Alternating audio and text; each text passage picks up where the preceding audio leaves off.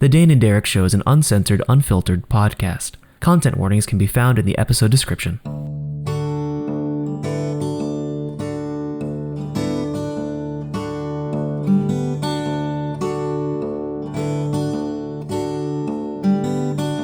Hello, everybody, and welcome back to the Dane and Derek Show, a podcast where two nerdy friends keep in touch and shoot the shit.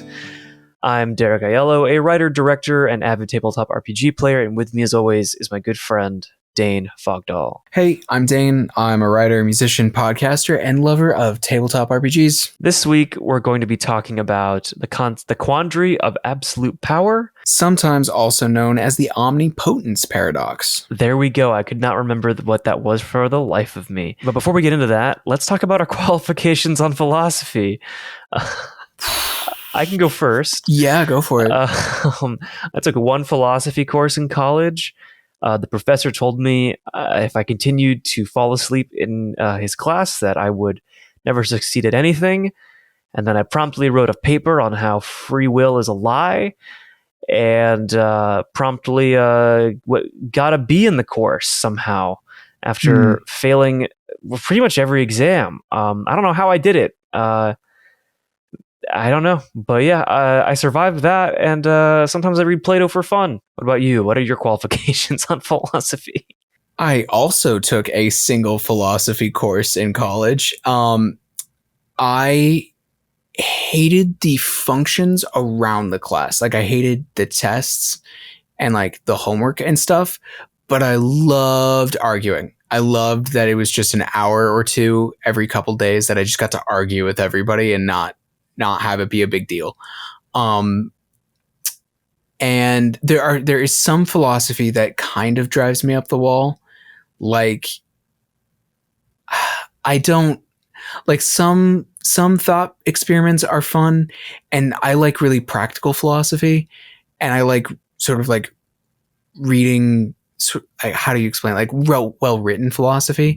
But like, the thing that like gets me and why I couldn't go much, like I couldn't be like, oh, I'll just take the 201 because why the hell not, was like the people who were like, we might be brains in vats, dude. What then? And I'm like, it doesn't fucking matter. If we're all brains in vats, well, we can't goddamn live like it. So who cares?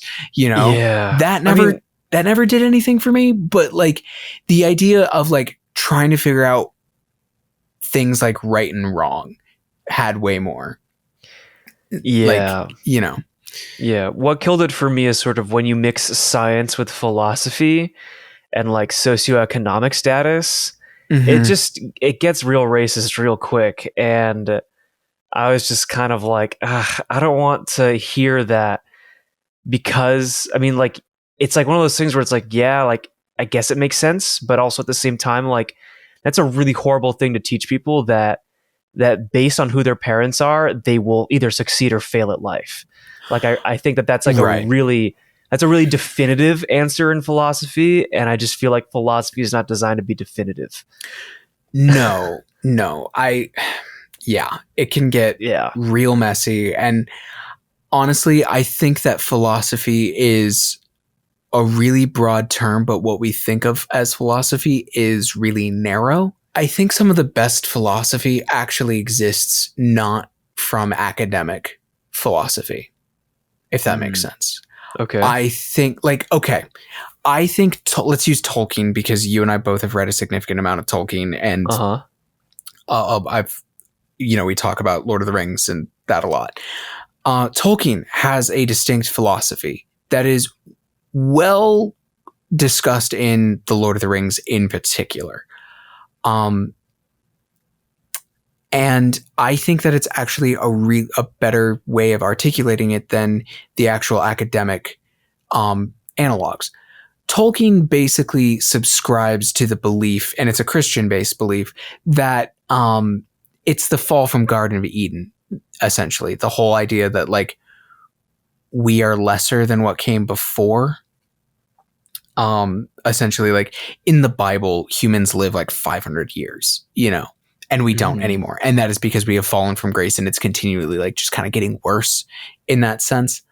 But his belief is paired with his idea that regardless of that, there are moments of grace that people can like rise above, regardless of the fact that like things are not as good as they once were. That does not make life not worth living. It means that the moments of grace are all the more spectacular for the fact that we are fallen, if that makes sense.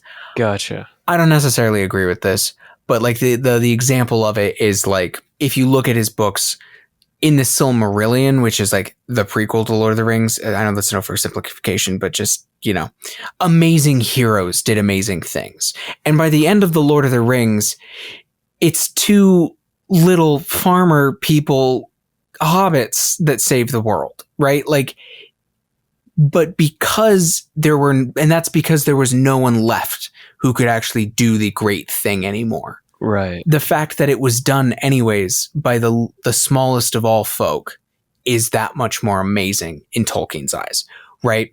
That's a philosophy. I think lots and lots of things have philosophies and that we should examine them more that way. I think it's cool. I think it's fun. Yeah. I mean, like, look at any Linklater film. Yeah. They're basically just philosophies laid out, or, you know, like I just watched Slacker for the first time, and that's a film chock full of philosophies of just life and living and people and time and our perception of time, you know? Yeah. And I also think that things that don't mean to have a philosophy end up having a philosophy, which is why I actually think it's really important that, like, as a creator, you take the time to think about what you're saying. Like, here's an unintentional philosophy and like belief system of like superhero stories. Typically, what are the heroes always fighting for? To save the world, truth, justice, and the American way. Well, that's a philosophy that's also in there. That one's a little more conscious. They're always fighting for the status quo. Yeah. They're always fighting to put things back the way they were, without ever acknowledging that perhaps the way things were was also not good. Right? Huh. It's a tacit, quiet acknowledgement that perhaps that the way things are is inherently good. Oh, that's a little weird. Isn't it? Isn't it a little weird? It's like a little Nazi-ish. Like, it's a little. It's on the fringe. It has a slightly negative connotation, especially because of the era in which most of our popular superhero comics were created. Yeah. Right? Oh, dear. Yeah. Like, yeah, Superman does fight for the truth, justice, and the American way. What was that American way in the 1930s? Let's have a talk, right? Like, yeah, there's questions there, right? And to be fair, that does not like demonize them. It's just a baseline, right? Like something that's like you could argue, and this is like putting a lot of like philosophical and political spin, because politics is in some ways the application of philosophy. Think about Bruce Wayne. Bruce Wayne has apparently infinite money, and he uses it to beat the hell out of criminals. Right? Yeah. He doesn't use it to help there be... Because like Bruce Wayne has satellites and rockets and stuff. Right. He could probably feed everyone in Gotham. Right. And then they might not need to do crimes, you know? Like, but that doesn't make a fun story, right? Like there's these issues with it, right? Of course. So yeah, I like philosophy a lot. I spend a lot of time thinking about these things. But I would not go so far as to call myself having studied it in any stretch of the imagination. But anyways, icebreaker over. 10 minutes in. That's been a theme of these last few episodes, hasn't it? It really has. But yeah, go ahead and introduce the topic, because this was something you wanted to talk about. Yeah, so the Omnipotence Paradox is like a really common philosophical problem. It comes from the philosophy of religion specifically. And so the word omnipotent means all powerful. And the best, or like the most well-known version of the Omnipotence Paradox is, could God create a stone so heavy that even he could not lift it? right? There are variations you've probably heard. Could God make a sandwich so big that even he couldn't finish it, right? Like all of these basic ideas, right? It's the idea that omnipotence means you are all powerful, meaning you can make anything happen. So the paradox comes in is, shouldn't you be able to make a thing that even you can't do? But if you can't do something, therefore you're no longer omnipotent. So what happens there? I mean, honestly, it sounds like every supervillain's problem. Kind of. Yeah. Like, they're like, I am all powerful, and then that's when the Hulk smashes them. Spoilers for Avengers 1, if you haven't seen it by now. Wow. What a world you're living in, if you haven't seen that movie yet. Yeah, or watched Loki, because it's... yeah, spoilers. Not really, but... yeah, no, I think that's such an interesting idea, like, creating something, I mean, so unthinkably powerful that that even you can't wield it or do something with it, right? I think that, I mean, my mind immediately jumps to the atom bomb. Like, that is something significantly more powerful. But that's the thing, right? It's like they weren't gods, right? Right. But in a sense, they created something so unmanageably powerful that what do you do? It's a weapon so powerful you can't actually use it. Exactly. I mean, hence the Cold War. Yeah. And a lot of other awful things that happened. But like, yeah, that is a conundrum because, I mean, unless God really wanted to get his gains in. Yeah, there are answers to this question. Okay. So there are proposed answers. Okay. Again, the whole thing with philosophy, of course, being that there aren't really answers. It's just an endless discussion about things, which is why I think a lot of people find it frustrating when it's formalized in this way. Like, this is a very formal way of talking about philosophy, as opposed to just sort of taking philosophy to mean that, like, this is a sort of set of beliefs. It's a way of thinking that can be changed or is questionable, right? So one answer is that omnipotence doesn't mean that you're actually breaking any laws of logic, if that makes sense. Okay. It's basically a slight change in the definition of omnipotence. Means that it doesn't mean that, like, an omnipotent being can do anything at all, but rather that omnipotence means that anything can be done that is possible according to the nature of existence. Okay. If that makes sense. So the idea is that, like, a stone, no matter how heavy, with enough force exerted upon it, could be lifted. There is no such thing as an unliftable stone, right? Okay. Like, that's not a thing in real life. That doesn't exist. That's not a thing that's possible, right? Because even if there's nothing actually in the universe that could lift such a thing, there is an amount of force that could be exerted upon it to be lifted, right? Like, mathematically, you could find that number, even if that number is so high that nothing in the universe can generate it, because then an omnipotent being could generate it, right? Gotcha. So that's one answer. There is the other answer, which is the paradox is meaningless and the question doesn't matter, which is like my answer to the brains and vats thing, which is just like, it doesn't fucking matter. Like, Fair. Like, it doesn't, what you're arguing doesn't follow. And interestingly, C.S. Lewis essentially argues that, and I'm going to kind of quote him a little bit here, argues that when talking about omnipotence, referencing a rock so heavy that God cannot lift it is nonsense just as much as referencing a square circle. That is not logically coherent in terms of power to think that omnipotence includes the power to do the logically impossible. So asking, can God create a rock so heavy that even he cannot lift it, is just as nonsense as asking, can God draw a square circle? Okay.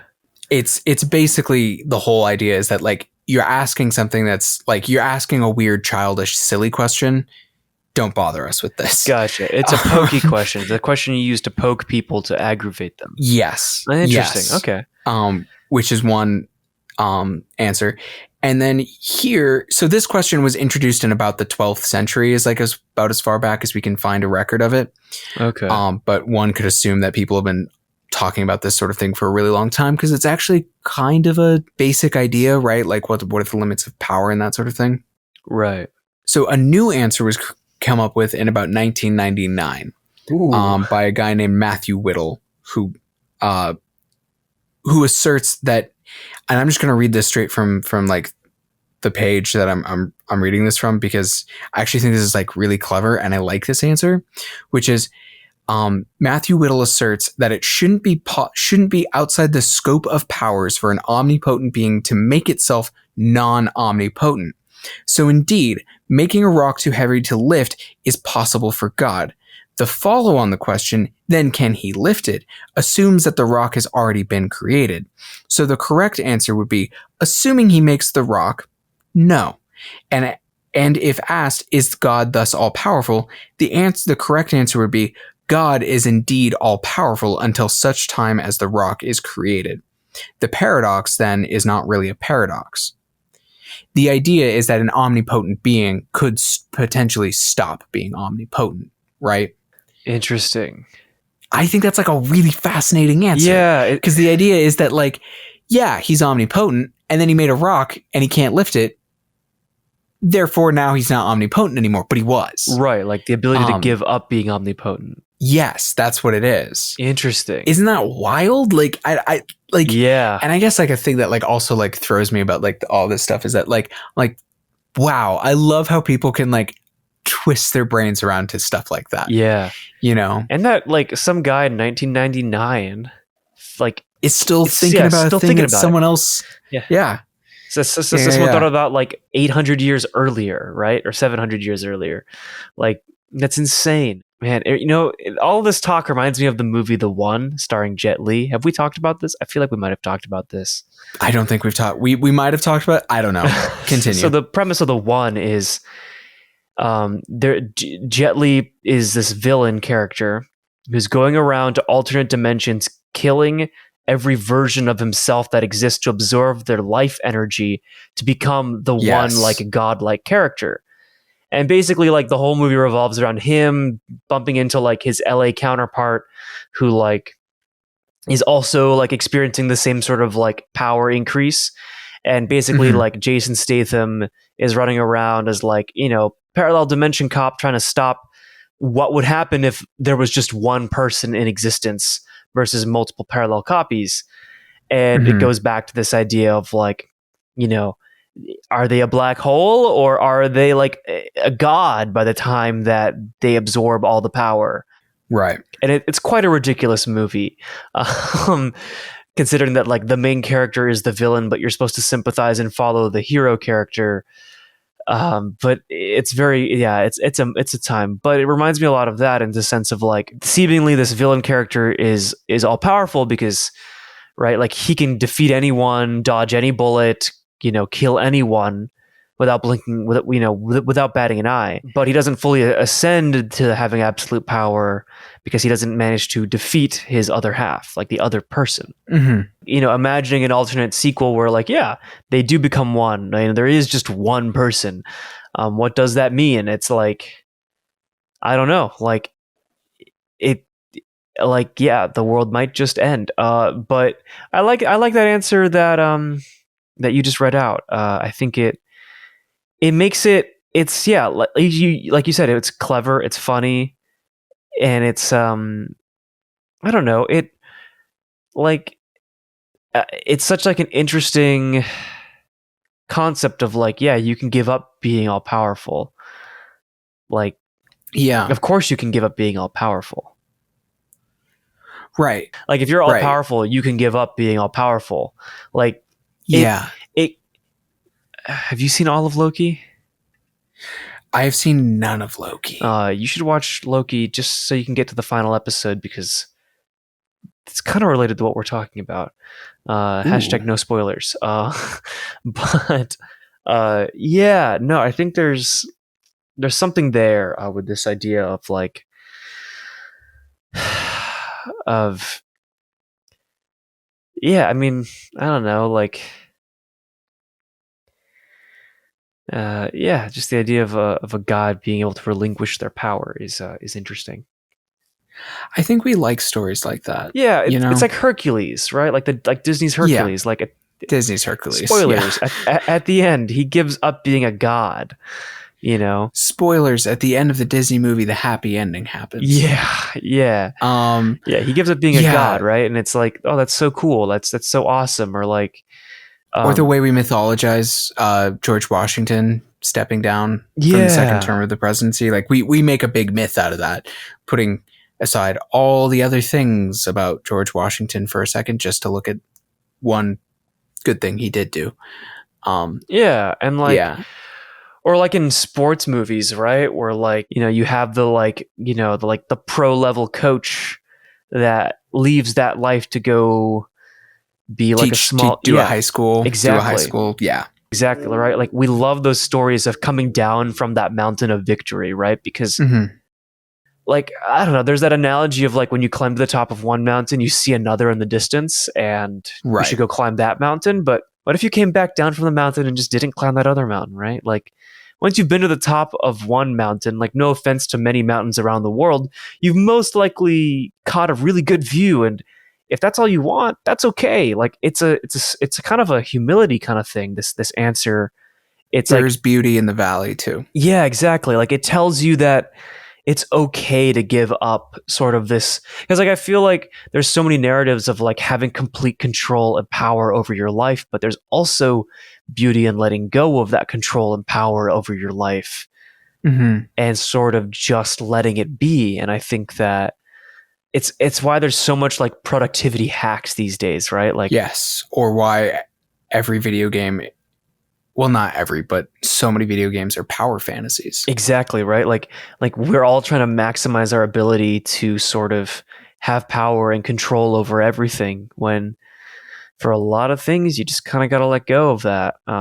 You know, don't let go of the wheel of a car while it's driving. Please don't. Yeah, don't do that. But you don't have to micromanage your existence just to squeeze in a few more things just because you think it'll get you that control or power you need.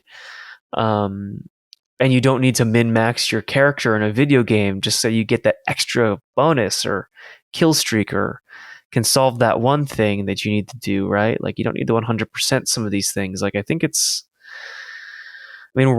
extrapolating pretty heavy on the concept of an omnipotent. Is it omnipotent or omniscient?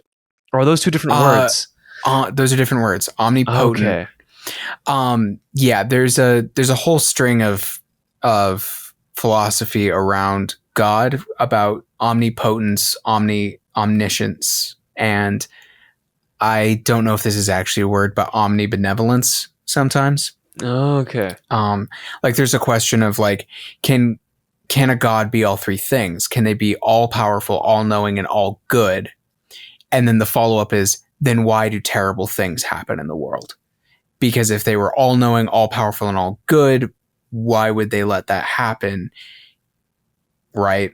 Well, yeah, I mean, interesting. This brings up two thoughts, right? Like the idea that maybe at some point every god realizes that to be all those things is not necessarily impossible, but it's not necessarily the right thing. And then the other thing is Gilgamesh, the myth of Gilgamesh. Mm-hmm. The myth of Gilgamesh deals with a lot of this stuff that you've just described, and sort of the coming down from the mountain and acceptance of not being all powerful and immortal and like all, you know, full godhood. Full spoilers for the myth of Gilgamesh. Yep. If for the last, few thousand years, just in case you hadn't gotten that one in there. Yeah, just in case. But like, yeah, that is a very interesting concept of like, yeah, I mean, I feel like that is a good point, right? Like, yeah, I mean, I got a feeling like if there were gods, they definitely gave up being gods. It's probably a lot of pressure. Sounds like a lot of pressure. But yeah. Yeah, that's a... Huh. It's like, I feel like it's one of those things with any kind of philosophy, you can easily talk yourself in a circle. Yes. Which is why I tend to prefer, well, paradoxes like this are fun, or things like the trolley problem or the grocery cart statement. I don't know. These things are like interesting, but I find they have their limits. It's why I don't always like them in the abstract. Like, yeah. Beyond just being like, oh, I'm just going to like talk about this like random thing with a person, you know? And why I prefer them played out typically in a narrative. Yeah. Because then it's applied, right? Right.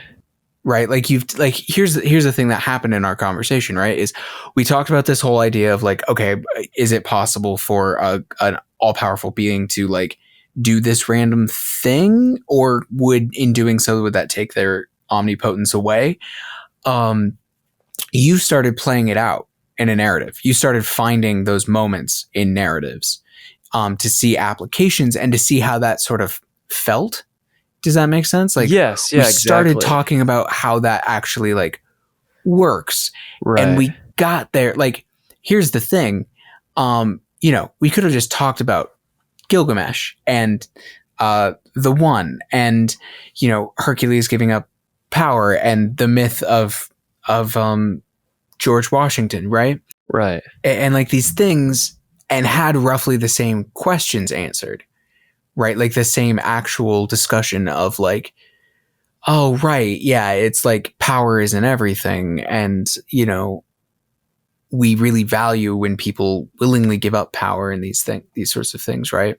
Which I find to be a far more important use of philosophy. That's what it's for, right? Like, lots of people have problems with politics, but politics, as far as I'm concerned, is ideology and philosophy and morals applied, right? Or an attempt to apply them to our society, right? And so I think it's really important. I find that like philosophy also often doesn't take that next step of actually talking about it. It's just a fun game, you know? Mm-hmm. And so, yeah, it's interesting. And I think it's worth it for people to put philosophy in their work. And I wish that we spent more time and valued more in our society thinking about things more deeply in that way. But only so far in as I hope it lets people communicate better. I hope it lets people make better choices. Like, who cares if everybody knows about the Omnipotence Paradox if nobody knows about the value of giving up power? Right. So, but I think that's all. That is all, yeah. This episode and this recording block, even, which for listeners, you don't know this, but we didn't think we'd get through all 4. We did not, yeah. But we did. We did. And we so actually much energy. saved the hard one for last. Yes, the really hard one, yeah. Like, I was definitely afraid we were going to be so fried that this episode would be like 5 minutes long, but no, sir. Hey, you got a full episode, everybody. Yeah, it's a little on the longer side, honestly. Yeah. Good stuff. Well, that's it for this week, folks. You can see what movies I'm watching on Letterboxd at Benig-Aiello. And Dane, where can we find you and your work? You can find me at danewrites.com. That's my name. And then writes, like writing. There's links to my Substack where you can see said writing, my podcast, music, and Twitter. And check back now and then. There will probably be new stuff there. Woo! Mm-hmm. Alrighty. Thanks for sitting in on our Socratic seminar, everybody. We'll catch you next week. Talk to you soon.